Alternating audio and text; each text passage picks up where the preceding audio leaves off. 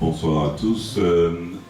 Oui, d'abord, une petite réaction par rapport aux différentes interventions. D'abord, celle qui a introduit le débat en parlant de la ville archipel. Donc c'est vrai qu'il a été bien indiqué que Pointe-à-Pitre s'est fait à peu près comme contre tout le monde et en même temps avec tout le monde, puisqu'elle a su ouvrir les prêts et accueillir un peu tout le monde. Donc je crois qu'il ne faut pas avoir peur de ça. L'accueil, puisque nous sommes profondément caribéens. Moi, pour répondre en partie à la question, c'est vrai que Pointe-à-Pitre est une ville caribéenne, donc il faut effectivement se donner les moyens d'intégrer tout le monde. On est chacun, autant que nous sommes là, un petit morceau de culture, et l'identité culturelle, ça se partage. On donne toujours un petit morceau de soi quand on échange.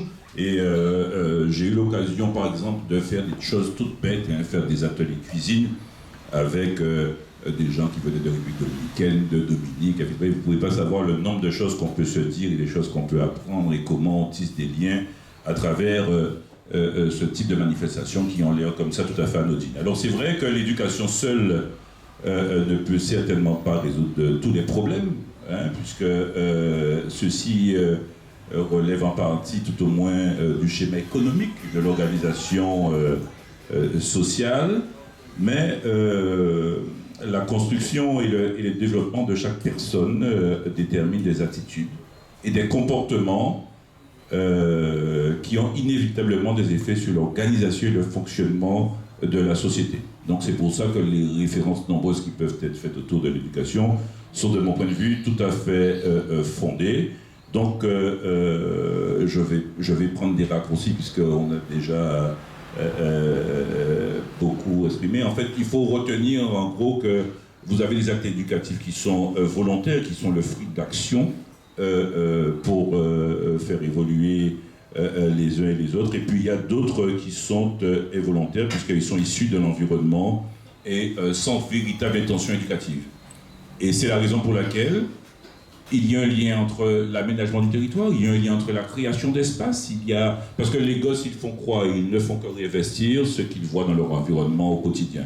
Donc quand ils n'ont pas d'espace pour se réunir, quand ils n'ont pas un terrain dans un établissement scolaire, à Pointe-à-Pitre, il est très clair aujourd'hui que nous n'avons même plus d'installations sportives dans certains établissements scolaires, ils sont inoccupés, ils sont pour certains d'entre eux vétustes. Vous n'avez plus de bibliothèque qui fonctionne correctement, donc là aussi c'est un espace important. Je crois qu'il est important aujourd'hui de recenser un petit peu ce que nous avons, sans vraiment penser faire des grandes choses, puisque nous pas faire un grand palais, des congrès, nous pas faire ce genre de choses, mais il y a des choses qui existent déjà, il y a un existant qui mérite d'être pris en compte et d'être développé. Voilà un petit peu ce que j'ai à dire sur ces questions-là. En tout cas, faire en sorte effectivement que les lieux de culture, les lieux de sport, le développement de la curiosité concernant les arts, enfin tout ce qui finalement constitue les hommes, puisqu'il faut effectivement ériger des bâtiments, il faut penser aux activités économiques et sociales, mais il faut aussi investir dans l'homme, parce que c'est l'homme qui a fait toutes ces vies-là, ça a marché, et personne ne me dira le contraire ici. Merci pour cette contribution, Dédon. Alors,